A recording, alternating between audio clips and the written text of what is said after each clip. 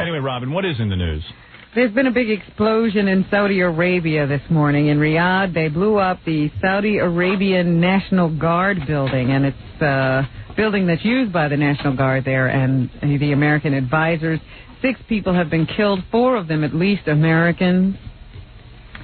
And right now they're not sure who is responsible, but they say the blast, when it went off, felt like an earthquake. Wow. So far, no one has claimed responsibility. The Pentagon says it appears that there were 2 explosions, and the sources believe that it was a car bomb. Hold it, there's another explosion in our jock lounge. Phoebe, her head just exploded from us. President Clinton is now saying that an enormous effort will be mounted to find out who's behind today's explosion.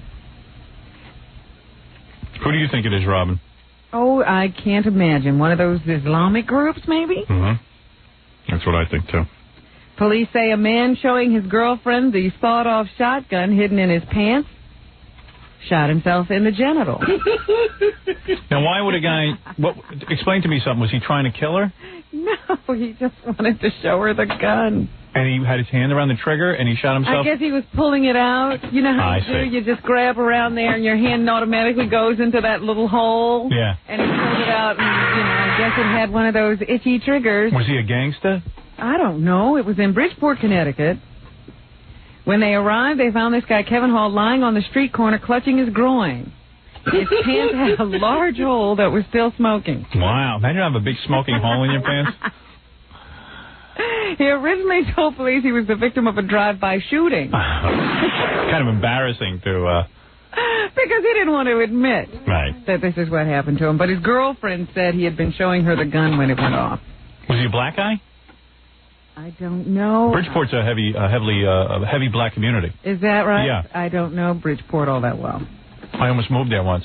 The realtor lied to me, said there were white people. You are attracted to black communities. No, what happened was, when I was going to work in Hartford, my wife wanted to work in Manhattan, so we were going to find a halfway point. So we had no money. Yeah. So the realtor said, oh, Bridgeport would be a lovely community for you. Yeah, they just looked at you and said, Bridgeport is your kind. Yeah, and we were driving through. I said, gee, I'm not a racist, but I don't see any white people here. Why would that bother you? Why would you notice? Well, maybe I'd like to see an occasional white person on the street. Look in the mirror. It looks like a very heavily depressed...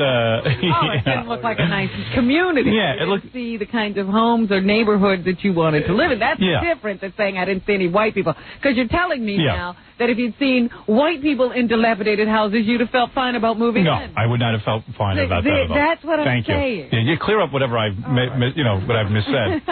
But I went through the community of Bridgeport, and very quickly. Yeah, it was not for me. But I had the money of a poor black man. I was only making $200 a week.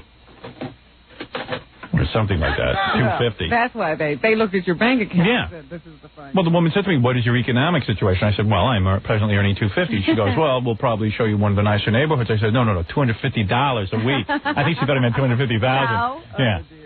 So she said, oh, Bridgeport is great for someone like you. You'll live with the black people. All right, thank you. Let us take you where you belong. Yeah, let us take you over by the black people. Well, will you stop saying that? Well, that's what it was. To the rundown part of town. Right. That's what they did. It was very unfortunate in her choice of words. I'm going to have her up on charges.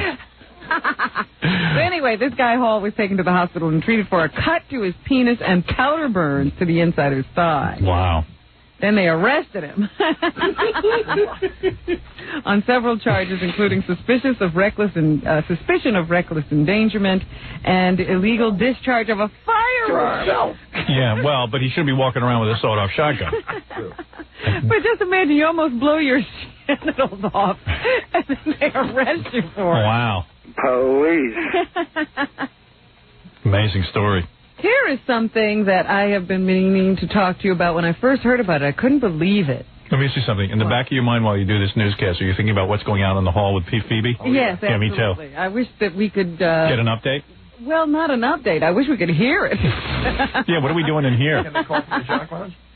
I should have explained to Phoebe myself. Maybe we should have had her call on the phone. Yeah. Gary, have Phoebe call in. Because I want to personally explain that I'm her biggest fan. Yeah, we love her. And we were looking forward to having her in, but she's just on time. Where is Phoebe? She's on extension 260. Oh, she is? Oh, good. She's like... She's still really bummed out? Yeah, no, but it's taken care of. I rescheduled her for Phoebe, what? You showed up so late. It's not my fault. Yeah, but it's not my fault either. I got to go. I got an interview. Okay, but I'm going to come back. Are you mad at me? No. Howard, I just showed her your schedule for today. Did you prove to her? No, I showed her your schedule for today. I totally understand. I love you. Oh, thank you. You know I do. But you got to admit, if it was Regis... It was a very bizarre traffic. But you got to admit, if it was Regis and Kathy Lee, you would be here on time. No, admit not it. necessarily. Really? No. See, no wonder Paul Simon doesn't call you. Huh? No wonder Paul Simon doesn't call you. No, he never calls me anymore. Phoebe, because I want to be able to do you some justice here and at least say hello to you and have you, and promote your book. I don't want to just like... I think I'm rescheduled, actually. All right, good. Okay. Everything's okay? All right. Hi, Robin. Good morning. I apologize, Phoebe. Yeah, no, it's okay. I'm not upset. This was very weird getting here. I know. But I got to leave. That's the only problem. I don't want to give you a short trip. So I heard. All right, I'll give you a little hint, though. It's weird getting into Manhattan every day. Yeah, Phoebe. Please give me a tip on how to get here fast. Phoebe, I got to tell you, you got to leave yourself more than 10 minutes. I've never had a problem like this. And that's not what I did. What time did you leave your house? 7:25. All right. Now, you were booked for 8:45. So more than an hour to get in, and we've never hit traffic like that before. Well, where do you live outside of the city? Don't tell where I live. No, I mean, don't tell Fort where Lee. Fort Lee. All right, Phoebe, just come back. I'm going to come back. All right, don't be upset. I'm not. What's the name of your book? Open Ears. All right, there you go. All right. And That's not really about it. It's everybody's book. Okay. All right. We'll talk about it. All right. All right. All right, Phoebe. Okay. Bye. Bye. That's Phoebe Snow. She's terrific. I mean, it's just... I'm glad everything's okay. I'm worried about it. I mean, she paid like $6,000, to be honest. Yeah. Pretty decent. I didn't even know Phoebe had $6,000. She must have made a lot of money when she was, hot as a pistol. See what you don't know? How come you and I continue to work and not be that rich? I don't know. Something about the music. We went into the wrong business. It's the music business. Because I was sitting there thinking about Bobby Brown. Somebody put on that Bobby Brown album the other day. Yeah. And I thought to myself, listen to that album. Almost every song on that album was a hit. Yeah. It's the same hit, but it's a hit. It was a hit. And he's been living on it ever since. And he is still, he's living high on the hog. Yeah. And you and I are two idiots who sit here, two ex-mental patients. He hasn't made another record. Police. Why don't we take a break and get to our next news story right after these words. You're listening to The Howard Stern Show. 97.1 The Eagle. Let's return to The Howard Stern Show.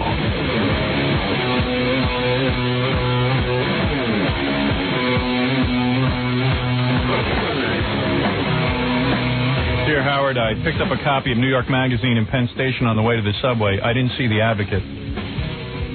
The guy next to me was reading the interview over my shoulder. Couldn't find the Advocate, the gay magazine, even after stopping at Barnes & Noble at Citicorp, which still has a couple of your books left, not many. She says, are you sure it's already on sale? I think a lot of places won't sell gay magazines. Really? It's very difficult for me to find my gay pornography. So I know. You have to go to a special place. I know of what I speak. Suddenly I'm all over. If I'm not on TV, I'm in a magazine or on a book. That's true. Well, that's called promotion, Robin. It's the name of the game. You got to get out there. What else is in the news? Well, I don't know where to start. There's so many strange things going on. First of all, there's an interesting story involving the priesthood that was in the paper this weekend. A Westchester woman is suing her priest and the Archdiocese of the Catholic Church for $20 million. Now, what in the world could have happened?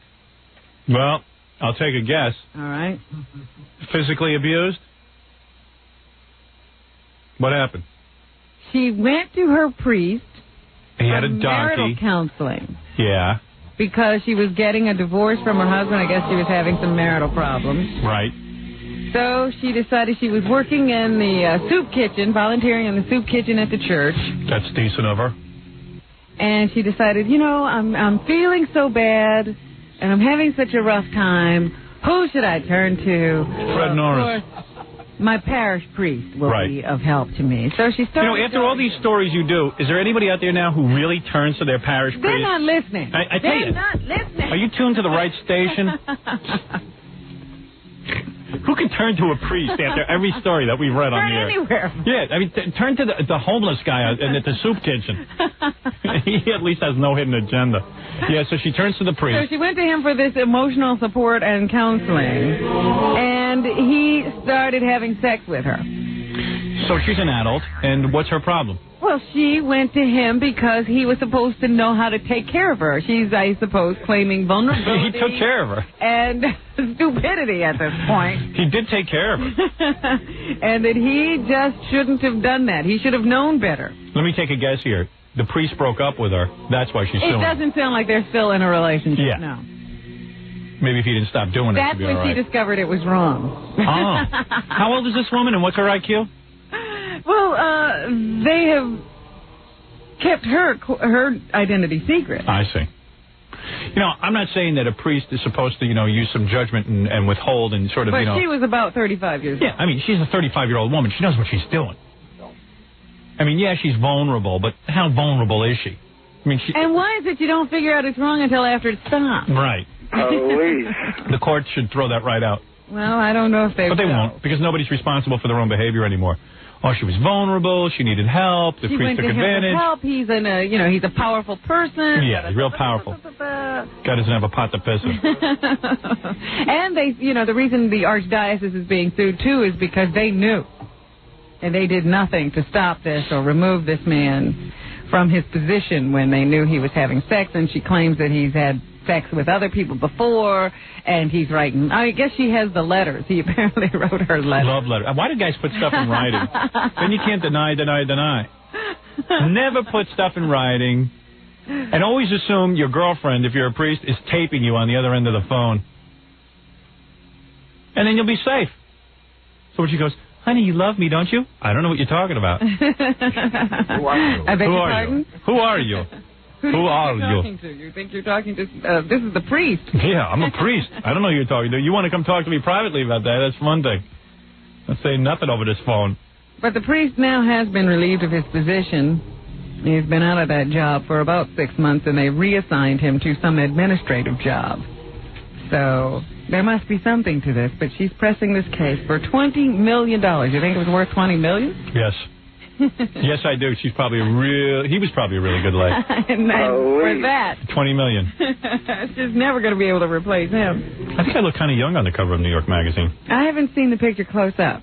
I'm a young-looking guy. Stop obsessing on yourself. I have another question for you here. Do you think I look young? Oh, I haven't looked at the picture closely. And why do you care if you look young or not? I just think I look handsome. I'm going to definitely do something with my hair. I decided after looking at this. What are you going to do with it? I'm sick of this look.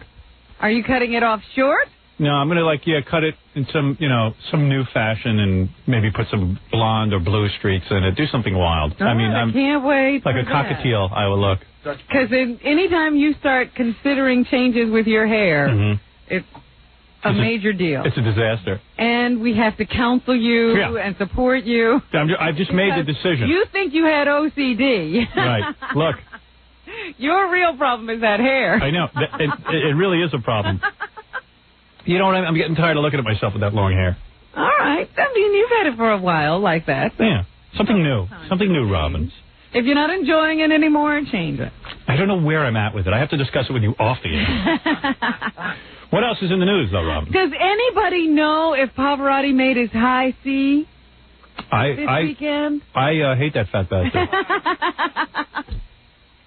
The big news over the weekend was that he might not be the king of the high C anymore. Because he can't hit a high C? Yeah.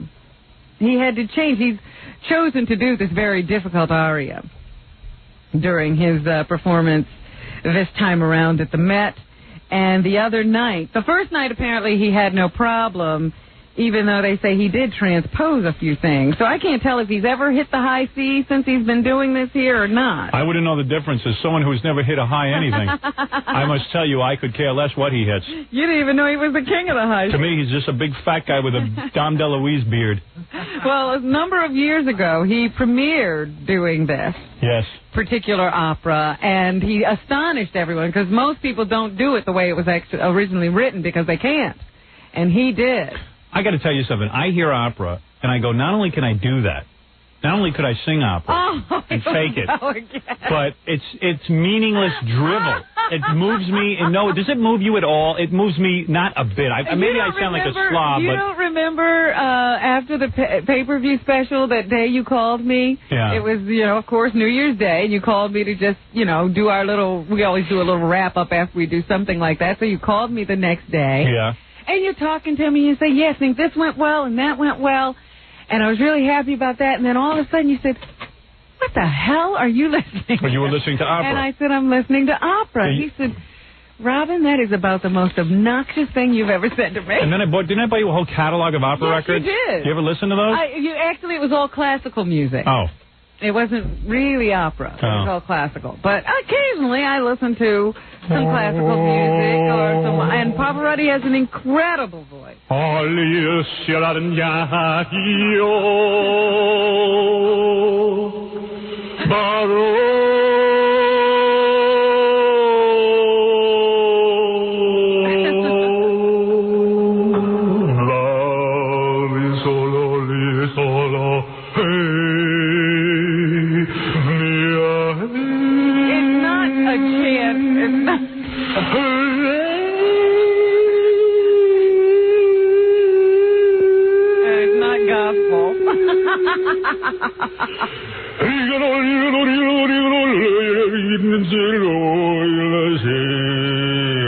don't you let me bring in an opera, and then you'll know what to do.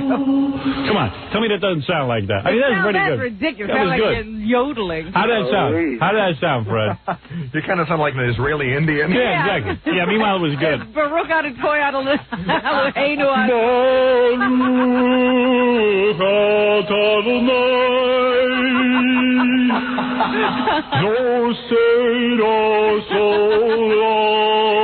sound like a cantor.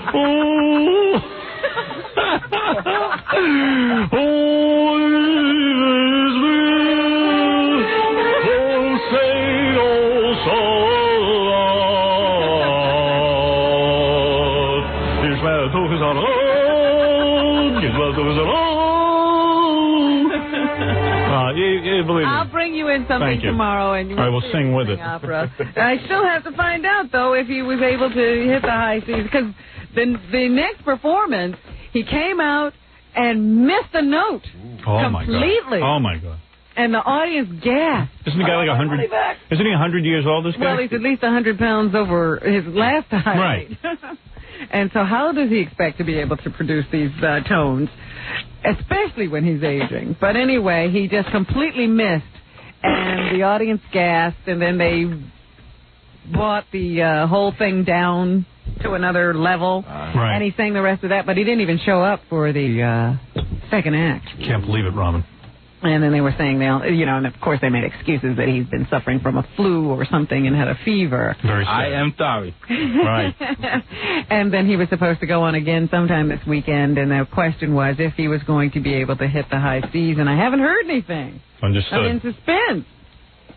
You're the only one who is. It doesn't matter. You're absolutely right, probably.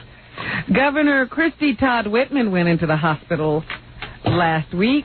I got to tell you something. What? I didn't know that Christy Todd Whitman was being operated on Friday. Yes. And neither did I. I turned on the TV. I was eating dinner, and they had a medical report because she evidently had her ovary removed. Well, she had a cyst on her ovary removed. Yeah, and they had a picture in a hospital room, in an operating room, opening a woman up, right during dinner, and showing you, going in and removing an ovary. I couldn't believe it, with the blood and everything, and I was just like, I'm going to barf. It's so friggin' graphic. It's totally unnecessary. You talk about, Yeah, you don't need to be able to perform these operations. You just want to know that she's all right. Yeah, just tell me how she is. I don't need to see them perform it. Yeah, you know what? I can now perform. If you do have a cyst, I can take out your cyst. That's what I'm going to say. Why do you have to explain in such detail? It was unbelievable. I'm not going to do it. Jesus. I can't fix a car engine, but I can take out your cyst. Well, thank goodness she's okay, and it was benign. Benign. Like the last two bits Fred wrote. So we wish her well and hope she has a speedy recovery. We sure do. We absolutely do. That's our candidate. Lieutenant Governor Betsy McCoy, who is the Lieutenant Governor of New York, has once again planned a wedding with her fiancé. Wow, is she confused? I tell you. Don't let her run the government. Right, Not after seeing how she plans a wedding. Thank God Pataki's in good health and his ovaries are okay. But anything could happen at any time. Right. This woman she's engaged to this rich financier or something. So what's the problem? But he was still married. Now, why they got engaged while he was still married and she's planning weddings, I do not know. Right. But she finally said, I'm tired of waiting for you to get this whole thing straightened out. So she dumped him and called off the wedding very publicly. But apparently they remained in touch and in some kind of relationship, and now they have announced that everything is signed, sealed, and delivered, and they will be getting married on December 7th at 6:30 p.m. I'm so happy for them. And they say it's going to be the merging of two families. She has 3 daughters. He has 2 daughters. The Brady Bunch. And now they're going to bring these two families together. She doesn't feel that, she's got 2 strangers. She's just increasing her family. She's got 2 more daughters coming. I can see this is going to work out real well. So she has all daughters and they're bringing in 2 more daughters? Yeah. Wouldn't that be cool if they also became lesbians? Oh, man. It was like a wild sex scene there. Well, she has a very Pollyanna view of life, that this is all going to work out very well and everything will be fine. She's carrying on about how one of her daughters wants to be a bridesmaid or a flower girl. Right. I'd like to be a fly on the wall and see how those kids are really feeling. It'd be easier running New York State than running that family, is what you're saying. They're all going to get together for the Thanksgiving holiday. That should be fun. That should be good. So thank you. The Lieutenant Governor is now found love. Have you seen her fiancé? Yes. Everybody carried on about how, our Lieutenant Governor was such an attractive woman. Yes. Have you seen the guy she's married? Evidently, she's not that attractive. Ooh, actually, I saw her up close. She photographs well. Yeah? Yeah, she ain't. You're saying she's not that attractive? No. So then it's okay that she's marrying that guy who looks like a mole. She's doing very well. Okay. They deserve each other, is what I'm saying. And he's rich. What does she care? I know. He's got an attractive bank account. You'd be surprised. Look at according to the Inquirer, Dan Aykroyd was messing around with some college girl. That's what it says in the Inquirer. But yeah. He's got a bald spot. He's fat. Women are falling all over him. It's the green in his, in his wallet. In his jeans. And his green in his jeans. What else is in the news? Had you heard about this? Robert De Niro, the famous actor. By the way, De Niro is Spanish for money, Robin. That's dinero. Oh. De Niro, yes. It's Robert De Niro. Yes. He had this girlfriend, Tukey Smith. Black woman. Okay, Howard. You don't have to scream it. He dates black women. Well, almost exclusively. Well, I wouldn't say almost and exclusive are not terms you can put together. Right. Either you're exclusive or you're not. That's true. And he is not. Right. So let me go on. Go ahead. He had this girlfriend, Tukey Smith. Then they broke up, became just friends. But now they have announced that they have become the parents of twin boys. Tukey and Robert De Niro? Yes. And so I said, well, how in the world does this happen? According to the actor's spokesman, the boys were conceived with the assistance of a modern fertility technique and were carried to term and delivered by a surrogate. Wow. And they're not even married, De Niro and Tukey, and they're not even going out. No. So it doesn't even sound like they even had sex. De Niro's a weird guy, man. I dig that.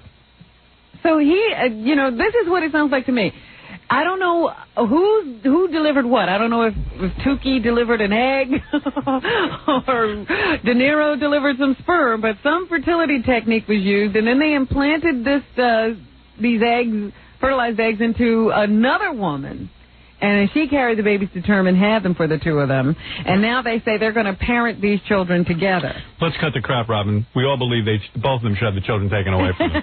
There's no way those two should be parents. Those children don't belong to them at all. That's right. They're my children. So anyway, that's what's going on here. They have decided that they're going to have children, and they did it in this weird, crazy, scientific way. Wow. You know, that's how Fred was conceived. I don't know if you know that. I don't think you should make fun of it. I'm sorry, Fred. I didn't know that. That was in your background as well. Yeah. So anyway, Tukey now has Robert De Niro's twin boys. Good for him. By a surrogate.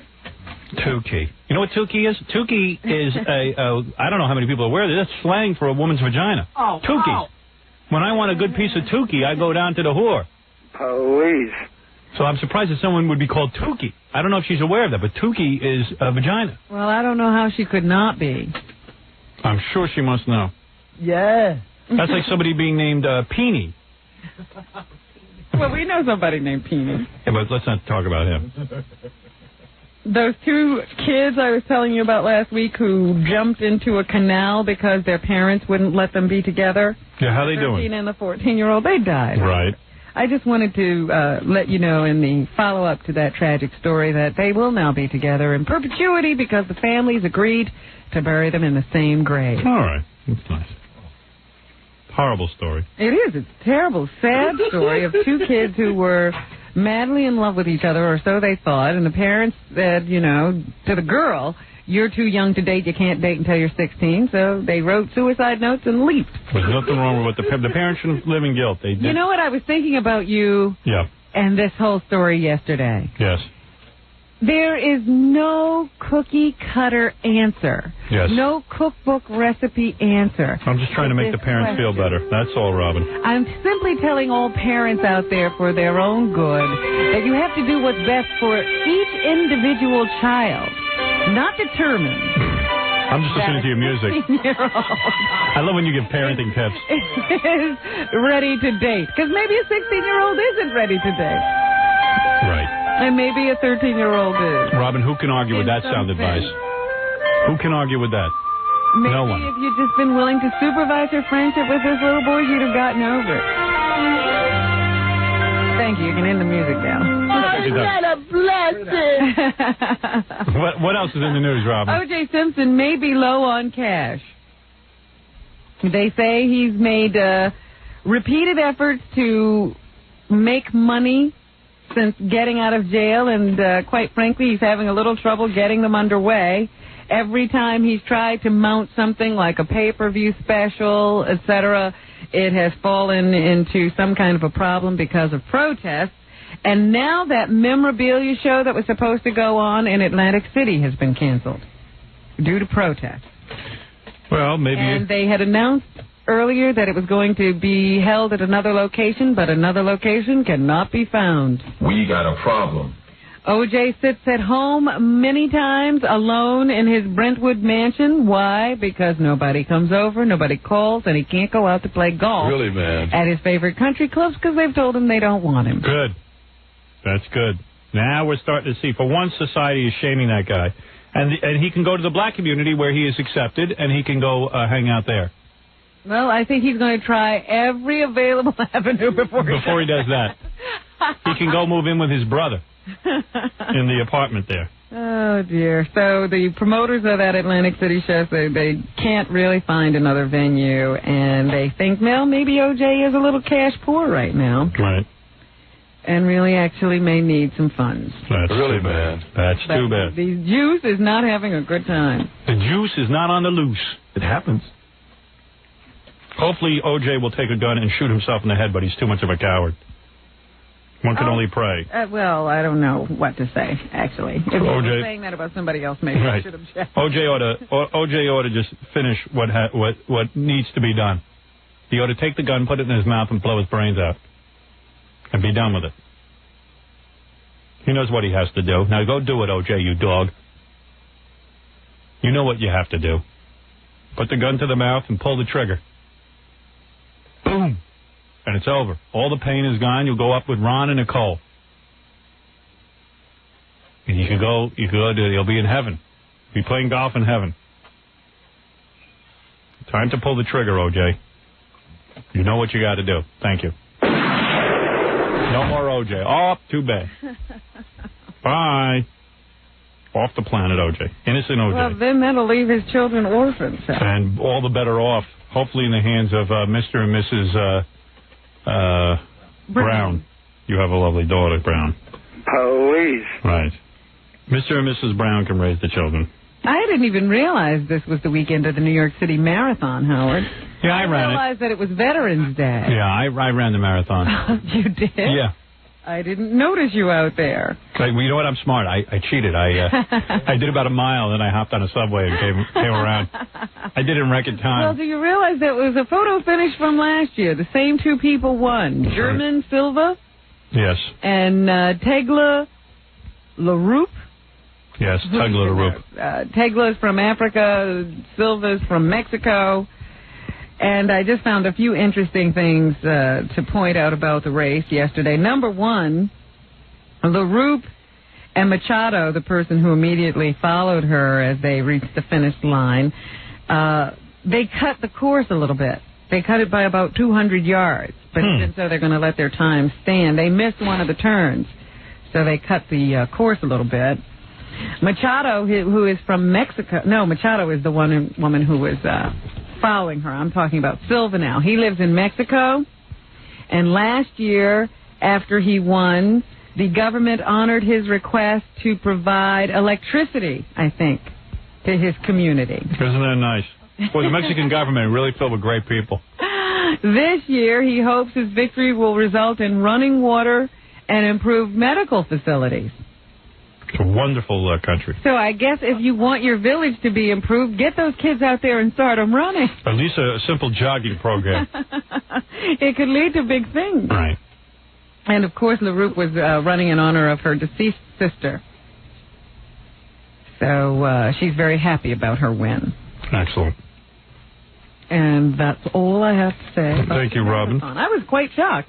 All of a sudden, I saw all these things going up, barricades all up and down First Avenue, and I thought, what in the world is going on?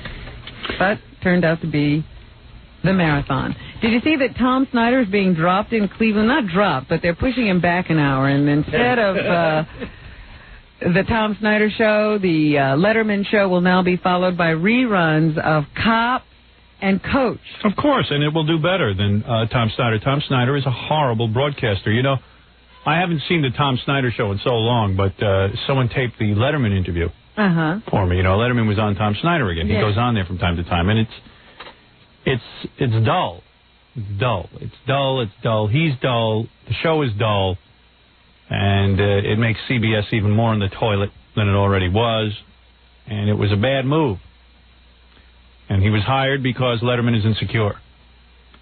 Letterman had to have someone following him who is horrible, so that Letterman will look good. And that's the wrong attitude to have, and it shouldn't come as a surprise to Tom Snyder. There will be more stations doing this around the country. Eventually, he will be on at 3 o'clock in the morning. Well, Tom is rallying the troops. He says, if you don't agree with this decision, write to the station. That's what he said to the people in Cleveland. Everybody agrees with the decision, Tom. Everyone can't wait for the reruns. You don't understand. This is a you pull a 1 rating. That means there are millions of people out there looking for something to look at, other than you. You are a blip. You know what a blip is? A blip is a blip on the rating screen. Cleveland hates you. Conan laughs at you, and he's got nothing to laugh at. Everyone laughs at you. The White House, government in Washington could be shut down tomorrow. That's when they run out of money.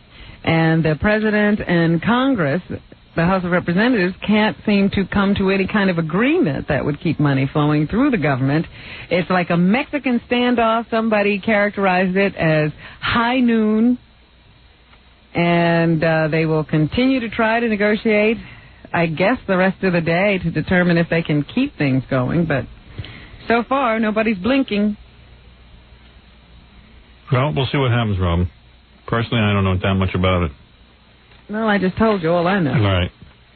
What I know fits into a thimble. I don't know why nobody wants to agree on anything. I don't know who's right in this argument, but it just points out to me that our governmental officials aren't doing their jobs. Their job is not to let the government shut down. It's to keep it going. Oh, shut up. A new study suggests that when it comes to condoms, practice makes almost perfect. What do you mean by that? Well, they went to some of these legal brothels in Las Vegas. And this is what our researchers are spending their time with. Go ahead, because there's no cure for AIDS, as you know.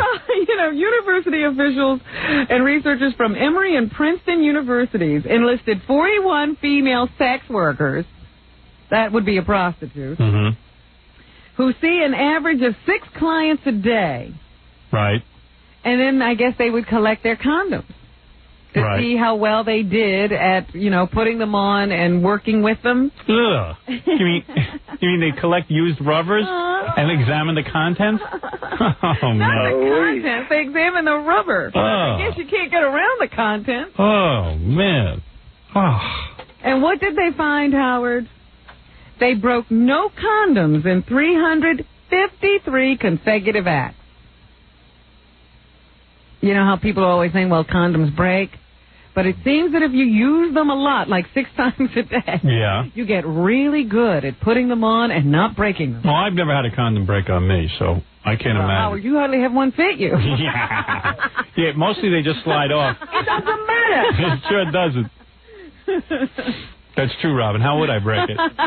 You're saying that a really big guy could stretch it out and it would pop? Well, either you put it on wrong, rough usage. Put it on wrong. Can you imagine the guy who can't figure out how to put that on right? There are plenty. Wow. Plenty. I figure what they must do is just put it over the tip. No. There's supposed to be a little reservoir in there. You're supposed to leave a little slack, as they say. I always leave a little slack. About 3 inches of slack. No problem there. And then you're supposed to roll it all the way up. Yes, down the shaft. Yes. I always take a real long time rolling it down, even though I could do it in a second. So that women think I'm bigger than I am. I'm like, let me roll this thing down. Hold on, I'll be right with you. And I sit there and I roll it slow, and I'm like, take your time. Yeah, well, I want to look big. So embarrassed. But if you use it often, you'll use it well. Good for you. And finally this morning, just a word to those. I mentioned this in my book, that this had actually happened for me. What did happen to you? I cured myself of high blood pressure. You don't remember that? Yes, I do. As a matter of fact, that was very inspiring. African Americans in this country are inordinately burdened with problems with high blood pressure. Wait, a lot of your music today. A lot of serious topics. And oftentimes find themselves on medication for the rest of their lives. And now a new study has shown that TM works better than diet changes. That's true. Transcendental meditation, both you and I practice this ancient art. That's right. I started doing TM when I first, on a regular basis, after I discovered that I had this problem, and I've never had a blood pressure problem since. Wow. Well, there was a commercial for the Transcendental Meditation people. Well, it's also in the news, in the San Francisco Chronicle and the Washington Post. A number of people have covered it. They did a study, and they say that now transcendental meditation might be very helpful to elderly black people. Actually, it's helpful to everybody, but it certainly can help elderly black people suffering from high blood pressure. A lot of the black people don't want to do it, though, Robin. Is that right? Have you talked to them? I have. I don't know if you know this. I've been on a campaign now because I've been doing it for over 20 years because I'm an elderly black person. And with no... You've never had blood pressure problems. It's really true. It does lower your blood pressure.